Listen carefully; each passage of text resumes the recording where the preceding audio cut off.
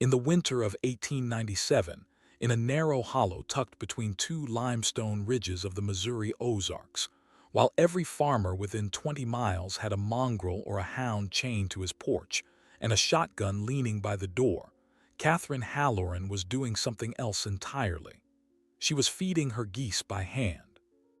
One by one, at the first pale light of dawn, she moved through the packed enclosure along the eastern wall of her cabin, murmuring low to the 30 gray and white birds as they crowded around her boots. She carried cracked corn in the pocket of her late husband's canvas coat, and she called each of them by name, Beatrice and old Anna and the young gander she had christened Charles, after the man buried under the sycamore behind her barn. 62 years old, widowed for 11 of them, childless her whole life, Catherine Halloran spoke to birds because there was no one else in the hollow to speak to. The neighbors down the ridge saw only the strangeness of it. They saw a woman who had refused 3 separate offers of a good working dog. They saw a cabin without a chain, without a hound's bark, without any of the ordinary sounds a lonely widow was supposed to surround herself with for safety. What they saw instead were geese, 30 of them, packed each night into a long, low shelter she had built with her own hands against her cabin's east wall, honking and hissing at every deer that wandered too near the salt lick, every fox that padded through the frost. "Catherine's mind is going," said Ellis Boyd at the mill, and the men around him nodded slowly. "Geese for guards, silly-headed, that is. A woman her age, alone up there, one bad night and we'll find her stiff by the stove." Only the Michaels family, who lived a mile down the wagon road with 3 small children of their own, refused to laugh. Thomas Michaels was 38 and steady, a man who had lost his own mother to a hard winter and remembered it. His wife Ruth was 36, quick-fingered at the loom, gentler in judgment than most in the valley. Every second Sunday one of them walked up the ridge with a jar of preserves or a wedge of cornbread wrapped in a cloth, not because Catherine had asked, but because kindness costs a family little and buys a great deal of sleep at night. What none of them understood, not the men at the mill, not even the Michaelses on their Sunday visits, was that Catherine Halloran was not a foolish woman at all. She was a woman keeping a promise. And the 30 geese pressed against the east wall of her cabin were not there to guard her. They were there because 40 years ago, in a winter that nearly killed her and Charles both, a French-Canadian trapper had walked out of a whiteout with a strange and quiet knowledge, and he had given that knowledge to them as a gift. She had never told anyone in the valley about that winter. She had never told anyone what geese could truly do. But a storm was coming. In the second week of February, a storm that would arrive 3 hours ahead of every forecast the almanac had promised, and that storm would prove to every soul in the hollow that the smartest woman in the valley had been living quietly among them all along. The cabin Catherine lived in had been built by her husband Charles in the spring of 1856, the year they married and came down from Illinois with a wagon and 2 mules, and a dream of 20 good acres to call their own. Charles had chosen the hollow deliberately. The east ridge broke the worst of the winter wind. A cold spring rose out of the limestone behind the barn and ran year-round. The soil in the bottom was black and deep, and a stand of white oak on the western slope gave them firewood for a lifetime without ever needing to clear another tree. He had built the cabin close to the eastern rock face because the stone held warmth through the night. He had built the barn with its long side turned away from the north. Every decision Charles Halloran ever made about that homestead had been made against the memory of the winter of 1857, their first, which had nearly killed them both before they understood what an Ozark winter really meant. That first winter Catherine had been 22 years old and pregnant with a child she would lose before spring. Charles had been 24. They had run out of dry firewood by the middle of January, and they had learned, in the hard, slow way that homesteaders learn, that a cabin built on optimism does not keep a family alive through February. By the time the thaw came, she had buried the child under the sycamore, and Charles had sat by the stove for 3 days without speaking. The following winter, in early December, the French-Canadian trapper had walked into their yard. His name was Ramey Latchance, and he was perhaps 40, perhaps 50. Catherine had never been able to tell. He had come down out of the northern woods trapping mink and beaver along the White River, and a fever had caught him near the ridge, and he had followed the smoke from their chimney, the way a lost man follows any light. Charles had carried him inside and put him by the fire, and Catherine had fed him broth for 2 weeks before he could sit up on his own. He stayed the winter. It was the custom of the country then, and he had nowhere else to go, and Charles enjoyed his company. Ramey spoke a broken English threaded through with French, and he told stories about the North Woods that neither of them had ever heard before, about wolverines and about the aurora, and about the way ice cracked on lakes so deep the sound traveled for miles. And he told them about geese. Ramey Latchance had trapped for 20 years in country where no dog could survive the cold and no man could keep watch through the long nights alone. He had learned from an old Cree woman on the Ottawa River that geese, kept close to a cabin, would tell a trapper 3 things no dog could tell him. They would tell him when a storm was coming, hours before the sky gave any sign. They would tell him when a stranger was on the road, from a distance no hound could match. And their bodies, packed together in a shelter built flush against a cabin wall, would give off heat enough to warm the whole eastern side of a small home through the coldest nights of winter. Charles had listened. Catherine had listened harder. And when Ramey left that spring, walking north again with his pack and his traps, they had already begun making plans for a flock. They started with 6 geese that first summer, bought from a farmer down near Gainesville who was going west and could not take his flock along. Charles built a small shelter against the east wall of the cabin, not fancy, just a lean-to of split oak with a slanted roof and a hard-packed dirt floor. And Catherine learned, one clumsy week at a time, how to handle birds that hissed and beat their wings and struck out with beaks that could raise a welt through canvas. Ramey had told them that geese chose their people slowly, and once they chose, they remembered. He had told them not to strike a goose, not ever, and not to move quickly around a nest, and not to let a stranger into the yard without first walking there themselves, so the flock understood that the stranger was permitted. All of this Catherine wrote down in a small brown book she kept in a drawer by the stove, and all of this she practiced through the summer and the fall of 1858, until the 6 geese followed her from the well to the barn as though she were the lead bird of their line. That second winter, when the first true cold came in December, Catherine understood what Ramey had meant. She woke one night to a sound she had never heard before, the whole small flock honking together, not the ordinary complaint of a goose disturbed, but a deep, insistent, rolling alarm that filled the cabin like a bell being struck slowly and steadily against the outside wall. Charles sat up beside her. "Storm," he said. The sky was clear when he opened the door. The stars stood sharp over the ridge and the air had the still, held quality that Catherine would later come to know as the shape a hard weather always took before it broke. Charles brought in wood by lantern light. He fed the stove until the iron glowed. He drew water and set the kettle. And at 3:30 in the morning, the wind came down out of the north with sleet in it, and by dawn the hollow was sealed in a coat of ice 1/4 of an inch thick over every branch and stone.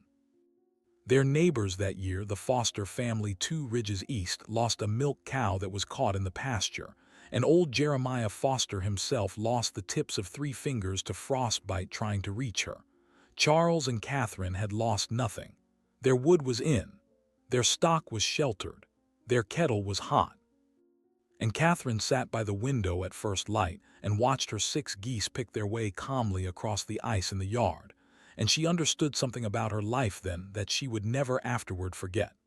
By the following spring, the flock had grown to 14.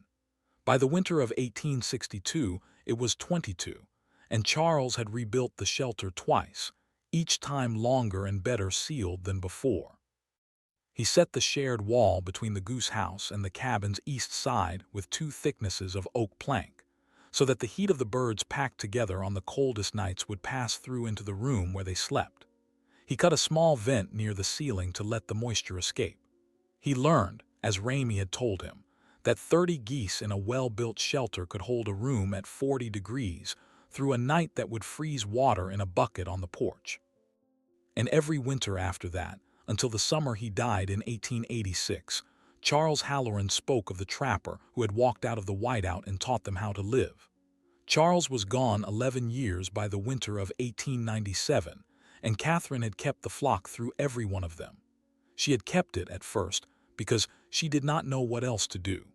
The geese were work, and work was what carried a widow through the first hard year after burying a husband. She fed them at dawn and again at dusk.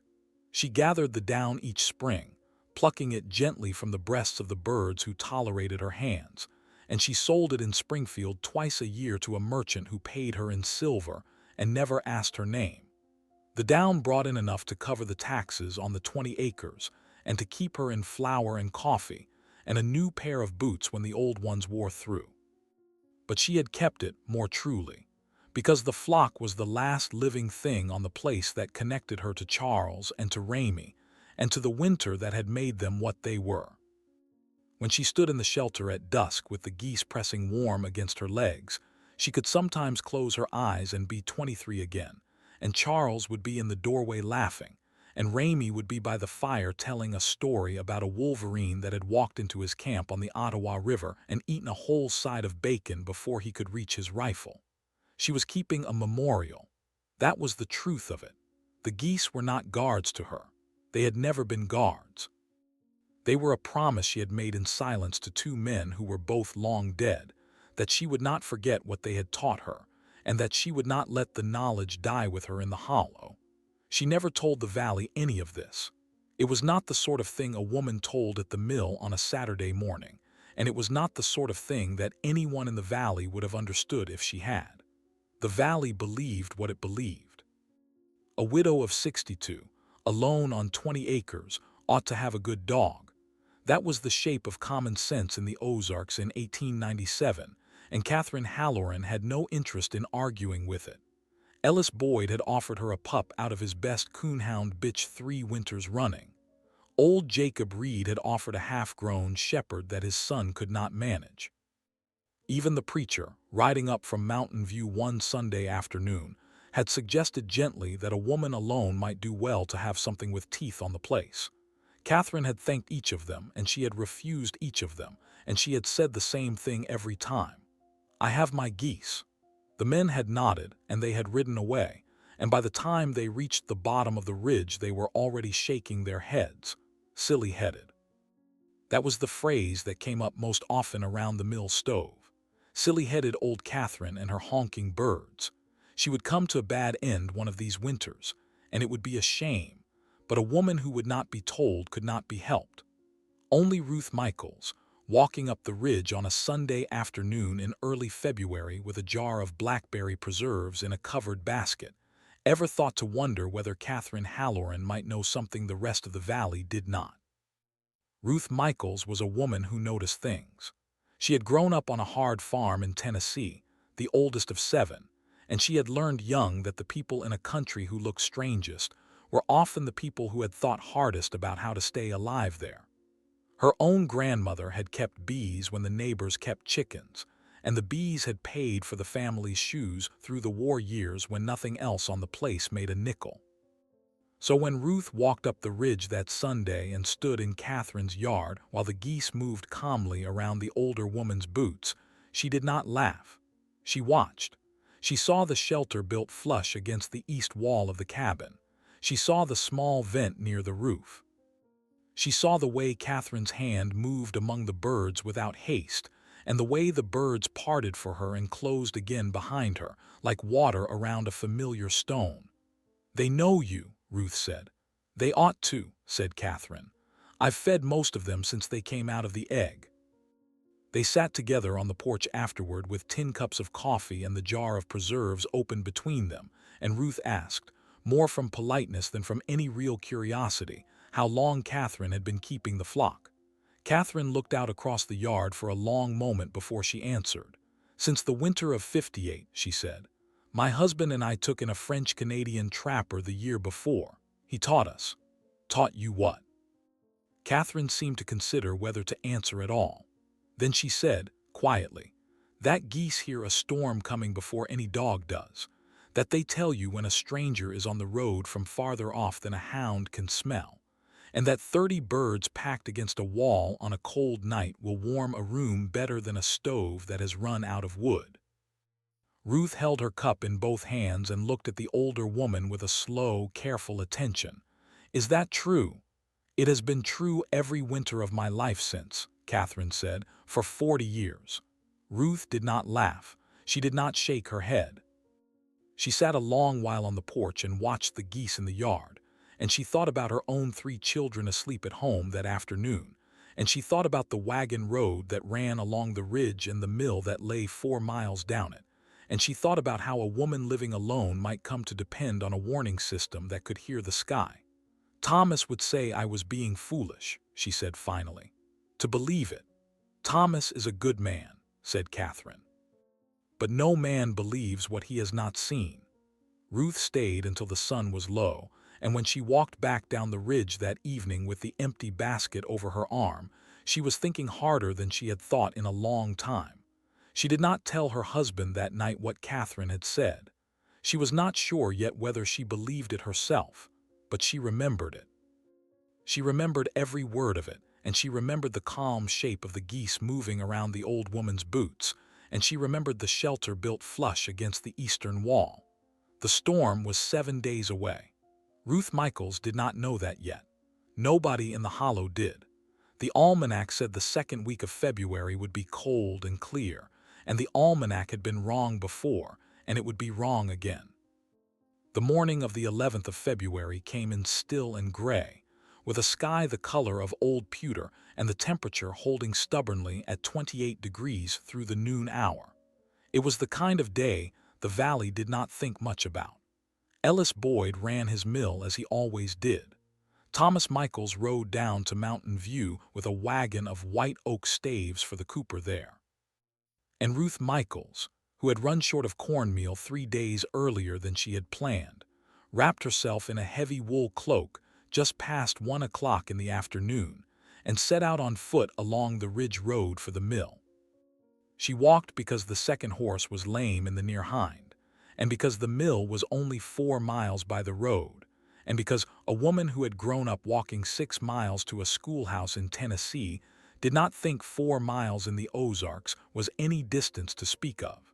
She kissed the children where they sat with their reading by the stove. She told the oldest to mind the fire.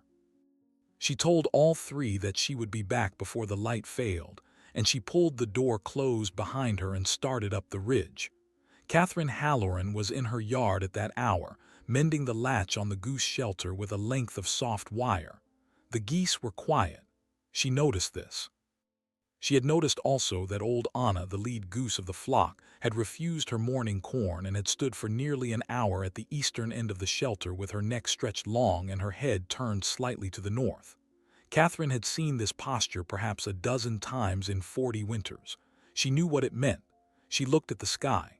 The sky told her nothing, but old Anna had told her enough. Catherine set the wire aside. She went to the woodshed and she began carrying split hickory into the cabin by the armful, stacking it high beside the stove and higher still along the wall behind. She drew 4 buckets from the spring and set them by the door. She checked the shutters on the north-facing windows and drove an extra wedge into the frame of the eastern one, where the wood had shrunk with age. She banked the fire in the stove and set the largest kettle on to heat, and she moved through the cabin with the calm, deliberate speed of a woman who had done all of this before, and would do it again as often as her flock required her to. By 2:30 the geese in the shelter had begun to shift and murmur. By 3 o'clock they were stamping. By 3:30 they had set up a low, rolling honk that filled the yard and the cabin and the whole side of the ridge, with the sound of 30 birds calling out a warning that no dog in the valley could yet have given. Catherine stood in the doorway of the cabin and looked north. The sky over the ridge was still the color of pewter. The wind had not yet risen. But she could feel the pressure in the air the way a woman feels an ache in an old bone, and she knew, as certainly as she had known anything in her life, that the almanac was wrong, and that whatever was coming down out of Missouri, that afternoon was coming 3 hours ahead of any forecast a man in Springfield had thought to print. Somewhere down the Ridge Road, Ruth Michaels was walking home from the mill with a canvas sack of cornmeal over her shoulder. Ruth had left the mill at 3:15, with the sack of cornmeal balanced against her hip and the wool cloak drawn tight at her throat.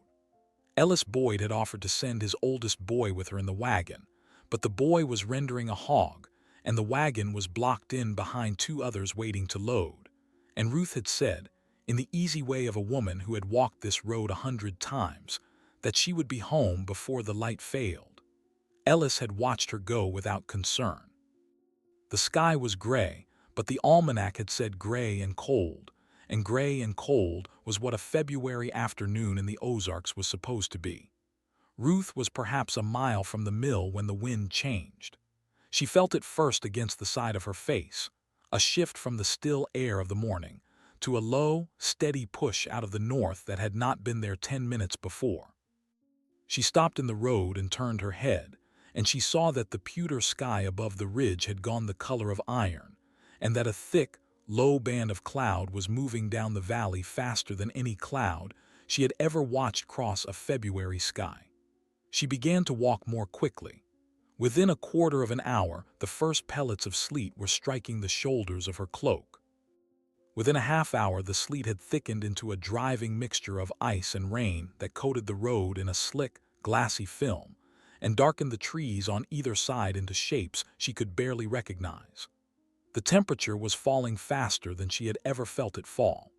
She could feel it in her hands inside the wool mittens, in the sharp ache along the bridge of her nose, in the way her breath crystallized on the front of her cloak in a pale white bloom. Ruth was a strong woman and a sensible one, and she did not panic. She kept walking. She kept the sack of cornmeal against her hip, and she kept her eyes on the road, and she counted the landmarks as they came, the split hickory at the second bend, the stone wall along the Wilson pasture, the low spot where the road dipped through the branch. Each of them told her how far she had come and how far she had still to go, and each of them told her, more quietly, that the storm was moving faster than her boots. The light began to fail earlier than it should have. The iron-colored sky darkened toward the color of slate, and then toward something darker still, and the sleet turned to a driving hard snow that erased the road in front of her boots faster than she could clear it with her eyes. By the time she reached the low branch, her lashes had frozen and her cloak was stiff with ice at the shoulders, and she understood, in the slow, cold way that a person understands a bad thing, that she was not going to reach her cabin before dark. She kept walking. There was nothing else to do. The wagon road climbed out of the branch and turned along the ridge, and she followed the turn by memory more than sight, and the wind rose against her face and made a sound in the trees that she had never heard the woods make before. It was a low, continuous roar, like a river running in the air above her head, and it swallowed every other sound in the hollow, and it was under that roar that Ruth Michaels lost the road. She did not know at first that she had lost it. The road under her boots had been buried for the last half-mile in a coat of ice and blowing snow, and she had been following the shape of it more by the fall of the ground than by anything she could see. But somewhere past the turn along the ridge, she could not have said where, the ground under her boots stopped falling the way she remembered it, and started to rise in a way she did not. She stopped. She stood in the driving snow with the sack of cornmeal against her hip, and she tried to think. She knew the ridge. She had walked it in every season for 6 years.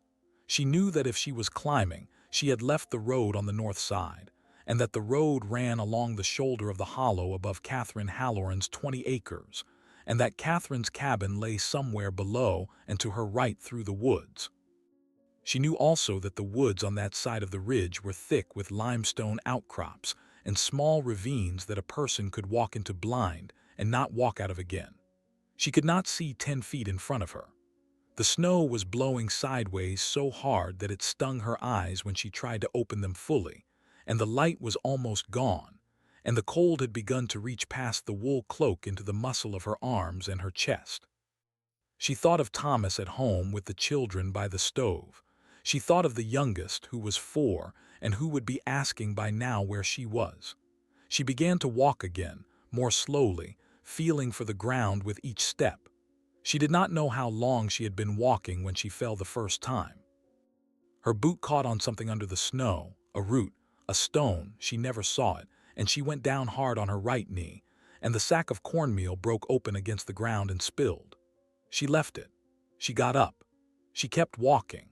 She fell again a few minutes later, and this time she stayed on her hands and knees in the snow for a long moment before she made herself rise, and when she rose she was no longer certain which direction she had been facing before she fell.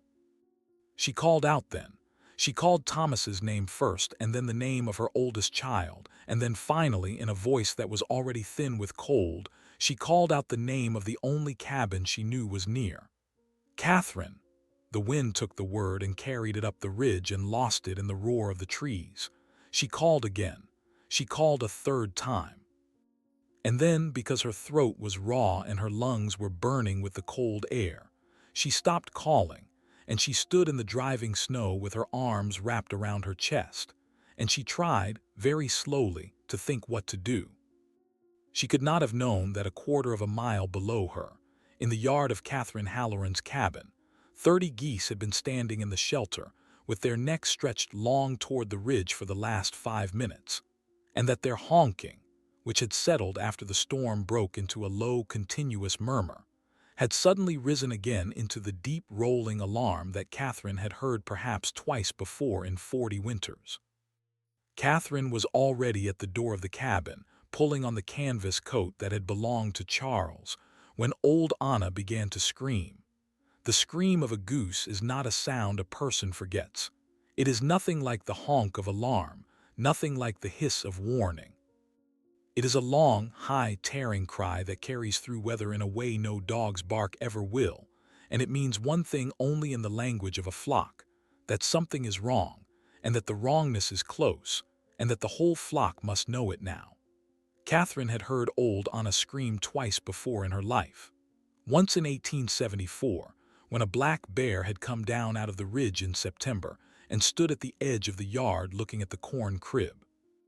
Once in 1889, 3 years after Charles had died, when a man she did not know had walked up the road at midnight with a lantern and stopped at her gate for a purpose she never learned, because the scream of the flock had turned him around and sent him back down the ridge before she ever reached the door.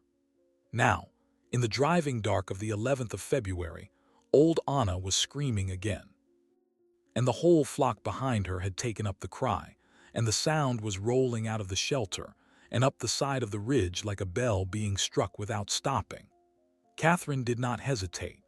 She took the tin lantern down from the hook by the door, and she lit the wick with a splinter from the stove, and she wrapped a second wool shawl around her head and shoulders over the canvas coat.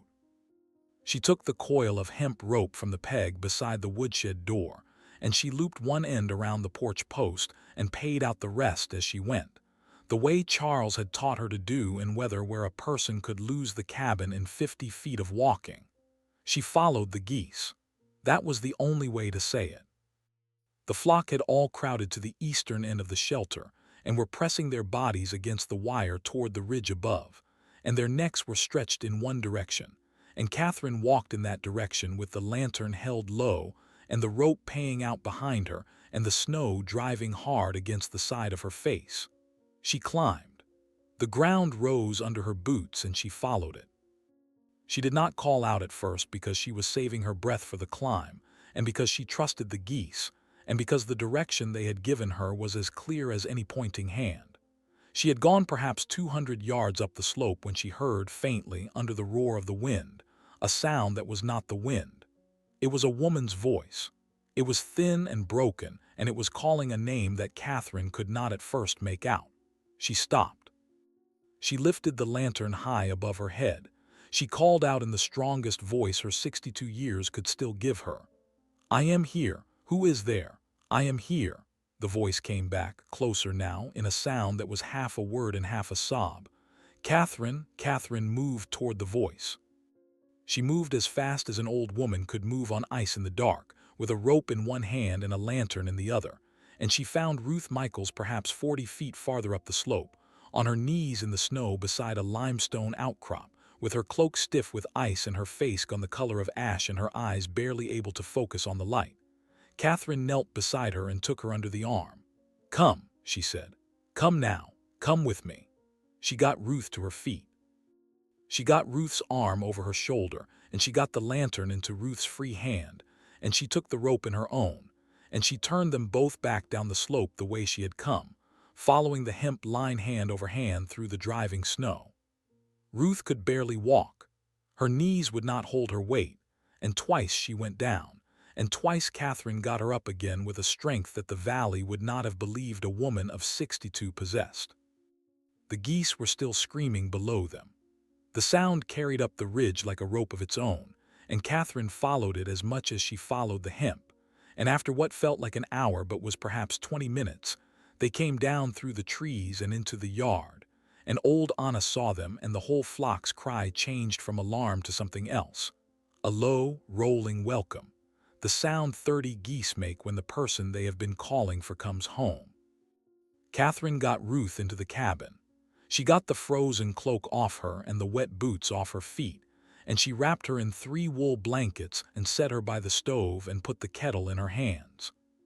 She heated water and she washed Ruth's face and her hands with warm cloths, and she rubbed the feeling back into her fingers one by one, and she did not stop moving until Ruth's color had begun to return and her eyes had begun to focus, and her voice, thin and shaking, had begun to say the names of her children. They sat by the stove all that night.